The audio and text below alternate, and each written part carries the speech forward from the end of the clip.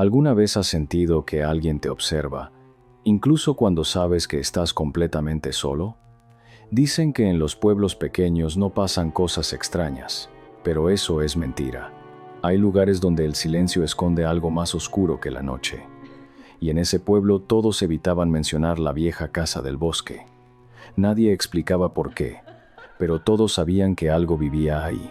Todo comenzó cuando Mateo regresó al pueblo tras la muerte de su abuela. La casa que heredó estaba al borde del bosque, justo donde los árboles bloqueaban la luz del sol. Clara, su amiga de infancia, le advirtió que no se quedara allí. Dijo que esa casa había pertenecido a una mujer que nunca envejecía. Mateo se rió, pero algo en la mirada de Clara lo inquietó. La primera noche fue extrañamente silenciosa, como si el mundo hubiera dejado de respirar. Mateo intentó dormir, pero escuchó pasos en el piso de arriba. Pensó que era su imaginación, hasta que oyó un susurro detrás de la puerta.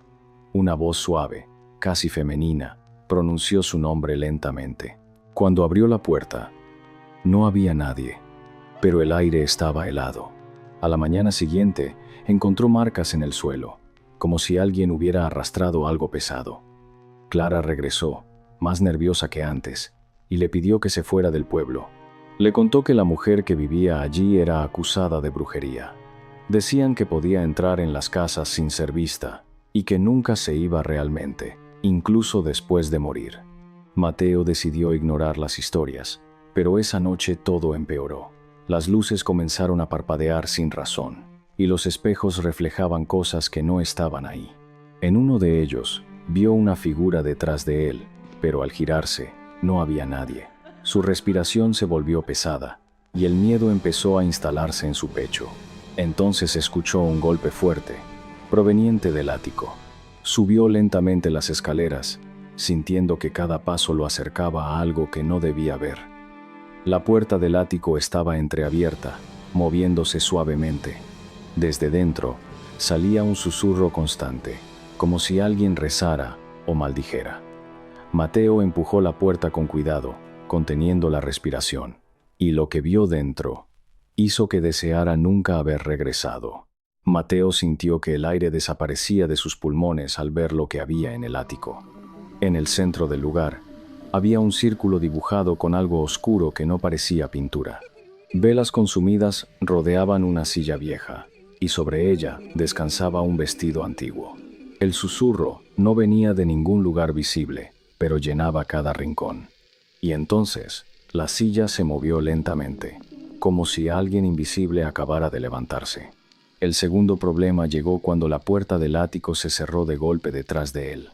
Mateo corrió a abrirla, pero no se movía, como si algo la sostuviera desde afuera. El susurro se convirtió en una voz más clara, más cercana, pronunciando palabras que no entendía.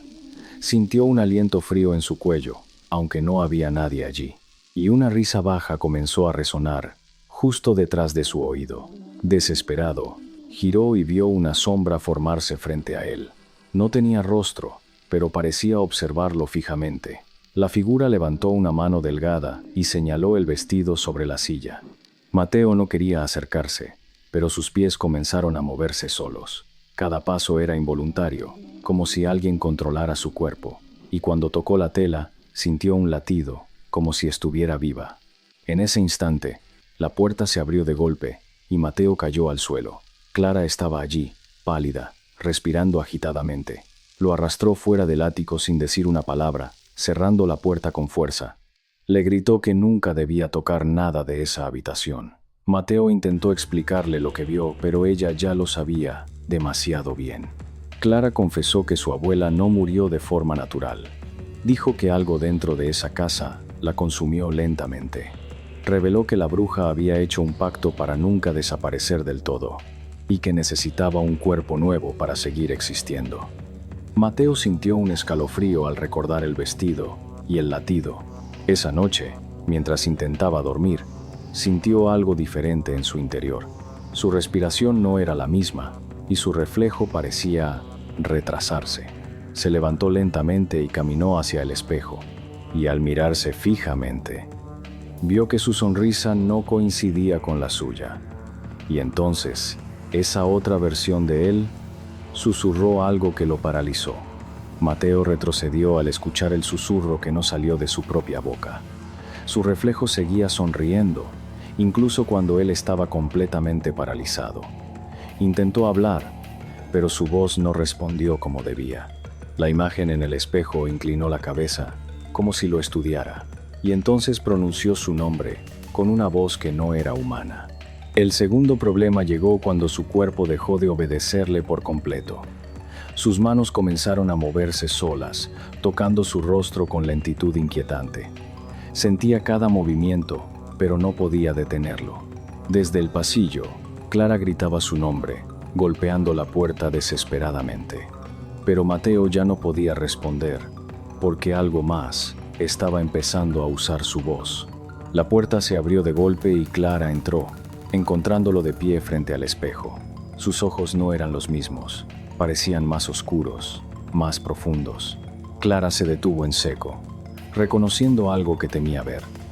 Intentó acercarse, pero Mateo levantó la mano lentamente, ordenándole que no lo hiciera. Y cuando habló, no fue él quien lo hizo. La voz que salió de su boca era suave, antigua y fría. Le dijo a Clara que había esperado demasiado tiempo, que ese cuerpo era más fuerte, más joven, más útil. Clara comenzó a llorar, suplicándole que luchara, que no se rindiera. Pero la sonrisa en el rostro de Mateo se volvió más amplia y completamente ajena. En un intento desesperado, Clara tomó un viejo amuleto que llevaba colgado al cuello. Se acercó lentamente, temblando, y lo presionó contra el pecho de Mateo. Por un segundo, él reaccionó, como si despertara de una pesadilla. Sus ojos parpadearon con miedo real, luchando por salir. Pero entonces, un grito desgarrador llenó la habitación. Mateo cayó al suelo, convulsionando mientras la luz de la casa comenzaba a fallar. Las paredes crujían y el susurro regresó, ahora más fuerte que nunca. Clara retrocedió, aterrada, viendo cómo su cuerpo se arqueaba de forma imposible. Y justo cuando todo parecía detenerse, Mateo dejó de moverse por completo. Pero lo peor aún no había terminado.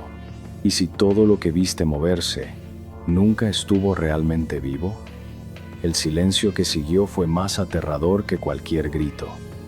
Clara se quedó inmóvil, observando el cuerpo de Mateo tendido en el suelo. Su pecho no se movía, y sus ojos estaban abiertos sin expresión. Pero algo en el ambiente le decía que eso no había terminado.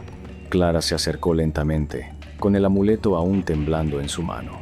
Se arrodilló junto a él, susurrando su nombre con una esperanza casi rota. Por un instante, nada ocurrió, y el aire parecía completamente muerto. Entonces, los dedos de Mateo se movieron apenas, como un espasmo, y una sonrisa comenzó a dibujarse lentamente en su rostro.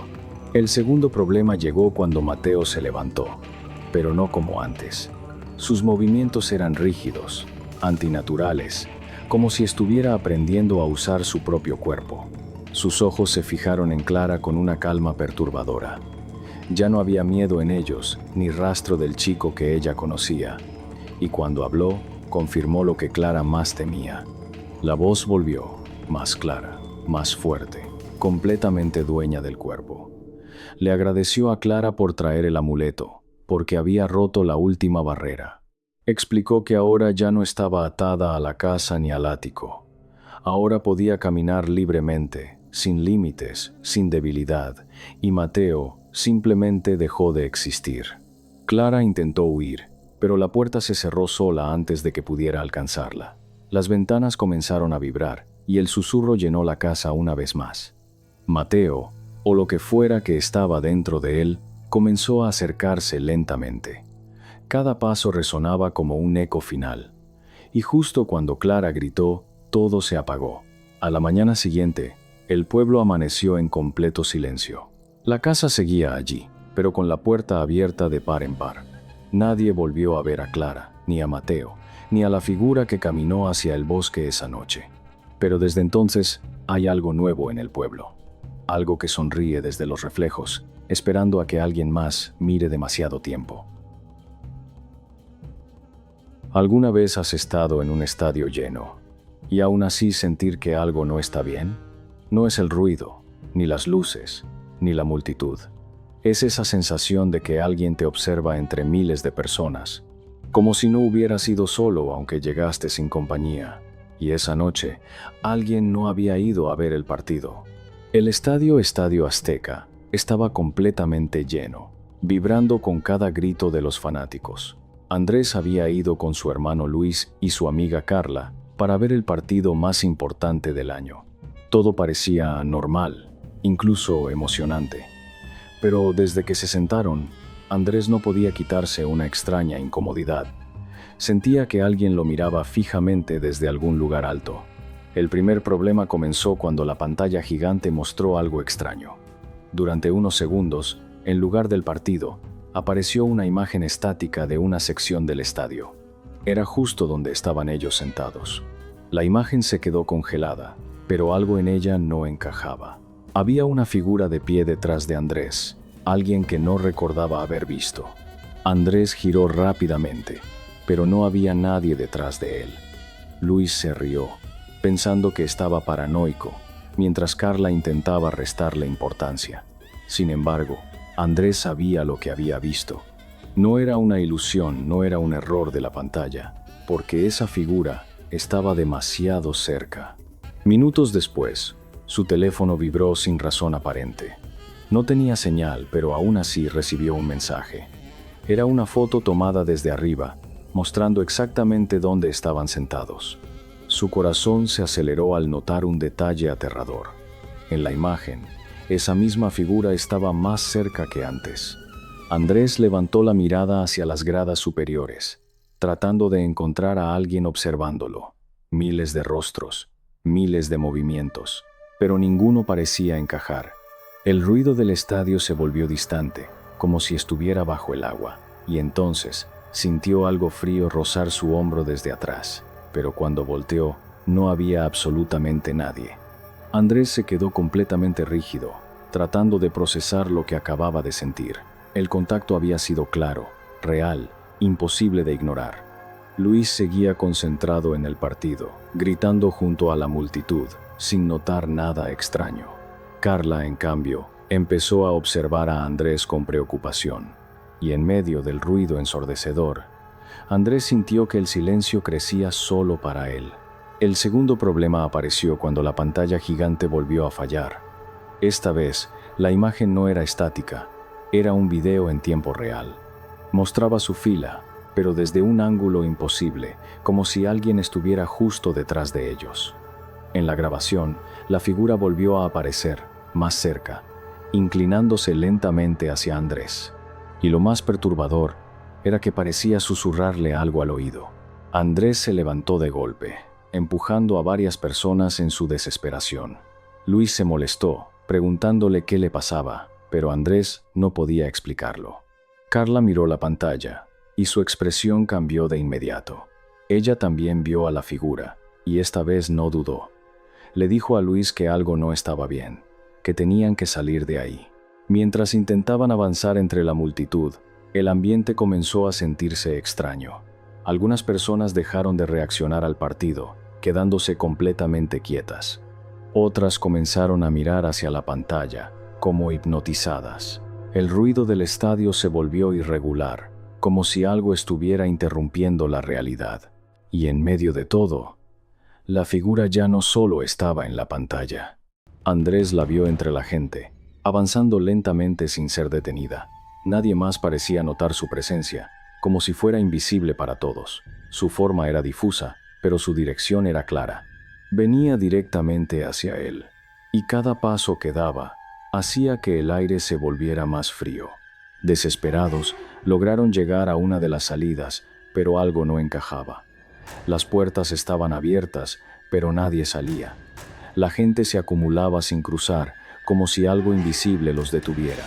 Carla intentó avanzar, pero retrocedió de inmediato, aterrada. Y cuando Andrés miró más de cerca, entendió por qué nadie se atrevía a salir. Andrés entrecerró los ojos intentando entender qué detenía a la gente en la salida.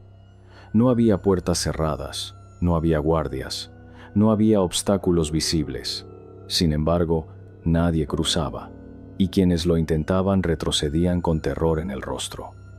Luis se acercó primero, estirando la mano con cautela, y justo antes de tocar el aire frente a la salida, algo invisible lo empujó hacia atrás. El segundo problema apareció cuando una persona gritó desde el fondo del pasillo.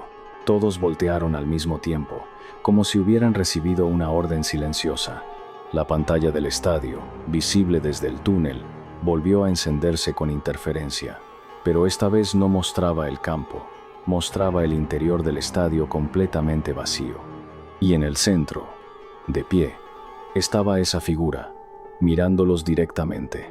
Carla comenzó a temblar mientras retrocedía, jalando a Andrés del brazo. Dijo que eso no era en tiempo real, que algo estaba mostrando otra versión del estadio. Luis intentó mantener la calma, pero su voz ya no sonaba firme, porque en la pantalla las luces comenzaron a apagarse una por una. Y cada vez que una sección quedaba en oscuridad, un grito se escuchaba en el túnel real. Andrés miró a su alrededor y notó algo aún peor. Algunas personas ya no estaban donde deberían. Espacios vacíos aparecían entre la multitud, como si alguien los hubiera borrado. Nadie parecía notar las ausencias, excepto ellos tres.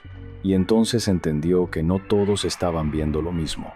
La figura en la pantalla levantó lentamente el brazo, señalando directamente hacia la cámara. Pero no era una cámara cualquiera. Era la perspectiva exacta desde donde ellos estaban parados. Andrés sintió que el pecho se le cerraba al comprenderlo. Eso no era una transmisión, era una advertencia. De repente, todas las luces del túnel se apagaron al mismo tiempo. Un silencio absoluto reemplazó el caos del estadio. Nadie gritó, nadie corrió, como si todos hubieran dejado de existir por un instante. Y en esa oscuridad total, Andrés sintió una respiración justo detrás de él, pero esta vez no estaba solo en sentirla. La respiración era lenta, profunda, demasiado cercana para ser ignorada. Andrés no se atrevió a girar, pero sabía que algo estaba justo detrás de él. Carla apretó su brazo con fuerza, temblando sin control. Luis, por primera vez, no dijo nada, porque también lo sentía. Y en medio de esa oscuridad, una voz susurró al mismo tiempo para los tres. Las luces regresaron de golpe, cegándolos por un segundo. Todo parecía haber vuelto a la normalidad: el ruido, la gente, el partido. Algunos fanáticos incluso celebraban un gol, como si nada hubiera pasado. Andrés miró desesperado a su alrededor, buscando alguna señal de lo ocurrido. Pero lo único diferente eran ellos. El segundo problema llegó cuando Luis señaló hacia el campo. Andrés y Carla siguieron su mirada, confundidos. En el centro del estadio algo no encajaba con el partido. Había una figura inmóvil, de pie entre los jugadores, completamente ignorada. Y aunque nadie más reaccionaba, ellos sabían exactamente quién era. Carla comenzó a llorar en silencio, repitiendo que eso no era posible. Andrés sintió que su mente ya no podía sostener lo que veía, porque la figura giró lentamente la cabeza y los miró directamente. A esa distancia, entre miles de personas, aún así los estaba observando solo a ellos, y entonces sonrió. Los teléfonos de los tres vibraron al mismo tiempo. Ninguno quería mirar, pero sabían que debían hacerlo. En la pantalla apareció una imagen tomada desde el campo. Mostraba las gradas, exactamente donde ellos estaban parados, y en esa imagen ya no eran tres. Andrés levantó la mirada con el corazón detenido. Carla y Luis estaban a su lado, pero algo no encajaba.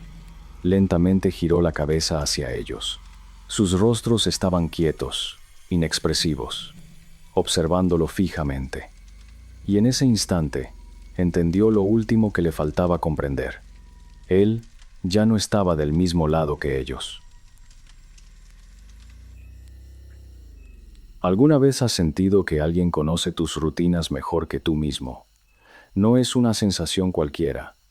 Es esa incomodidad que no puedes explicar, como si cada paso que das ya hubiera sido observado antes. Y lo peor es cuando empiezas a notar pequeñas coincidencias. porque en ese momento ya es demasiado tarde. Lucía comenzó a sospechar cuando vio al mismo hombre 3 días seguidos. Siempre estaba lejos, siempre quieto, siempre mirando. En la parada del autobús, frente a su trabajo, incluso cerca de su apartamento, le contó a su amigo Diego, pero él pensó que era casualidad. Sin embargo, Lucía sabía que no lo era. El primer problema llegó cuando encontró una nota dentro de su bolso. No recordaba haberla puesto ahí y no tenía idea de cómo llegó.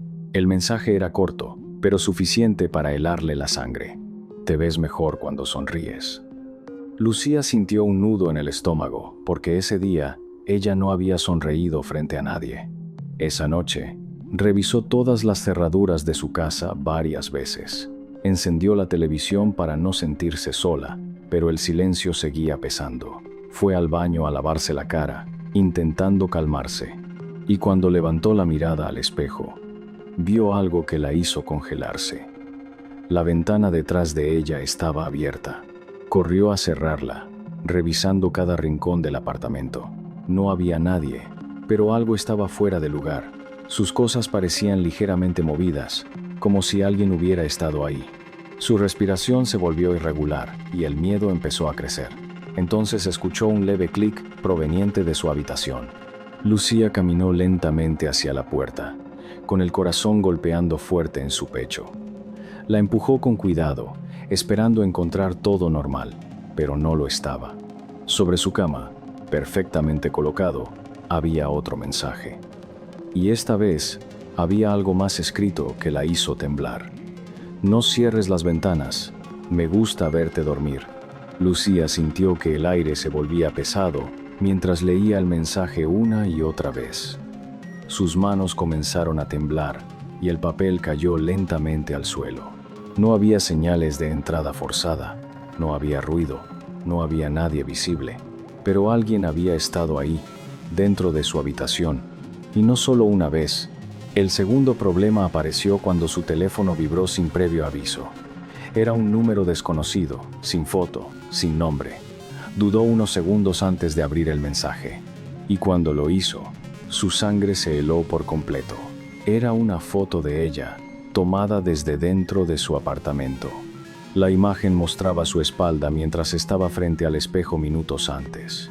Lucía dejó caer el teléfono, sintiendo que las piernas no la sostenían. Alguien había estado observándola en ese preciso instante.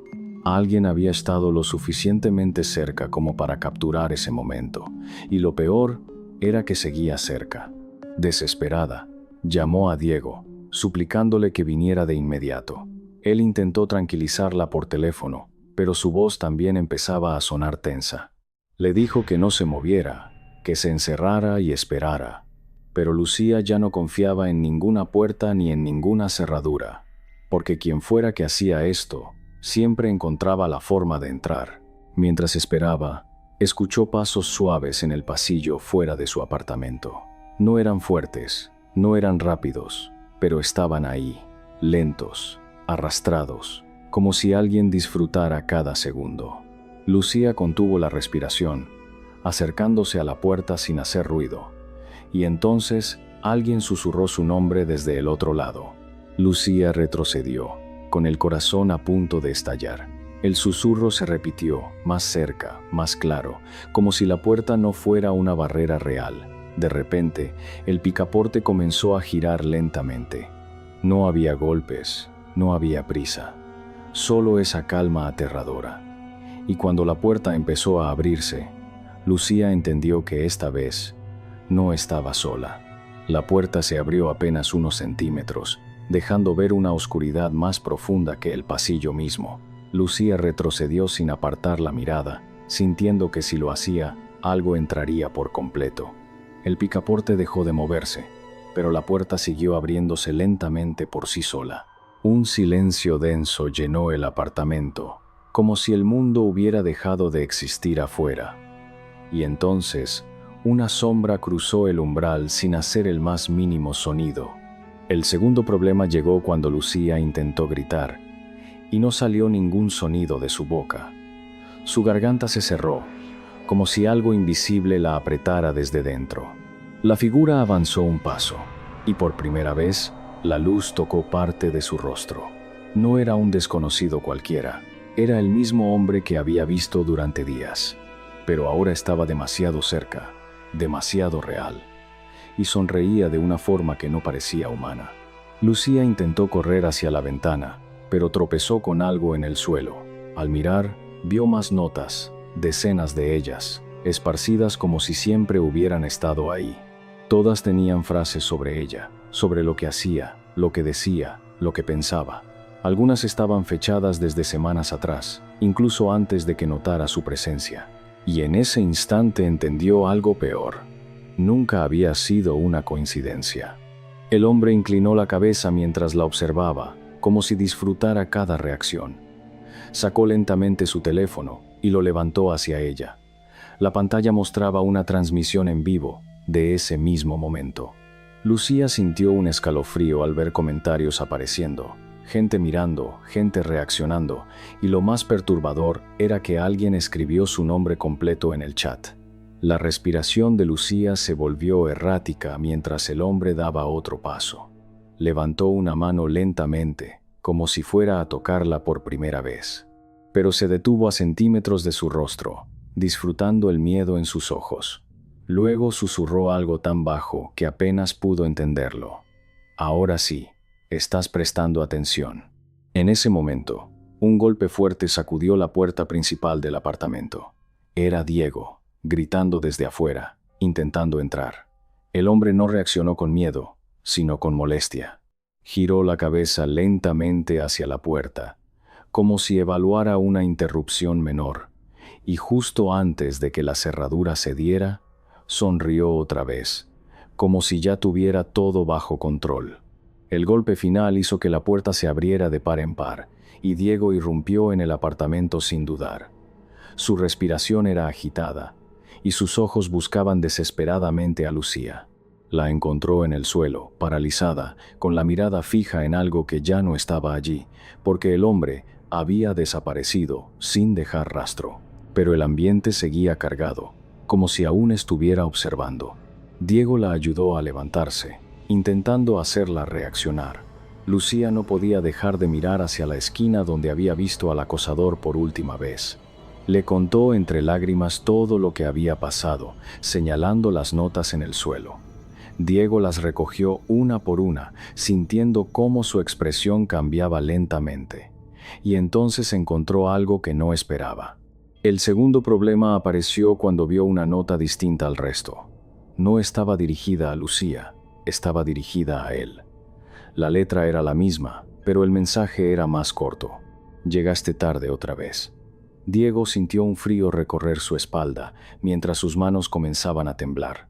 Antes de que pudiera decir algo, el teléfono de Lucía vibró de nuevo en el suelo. Ambos miraron la pantalla, dudando en acercarse. Finalmente, Diego lo tomó y abrió el mensaje con cuidado. Era otro video, pero no era en vivo. Era una grabación de ese mismo momento, desde dentro del apartamento. El ángulo mostraba a los dos desde atrás, como si alguien estuviera escondido a pocos metros.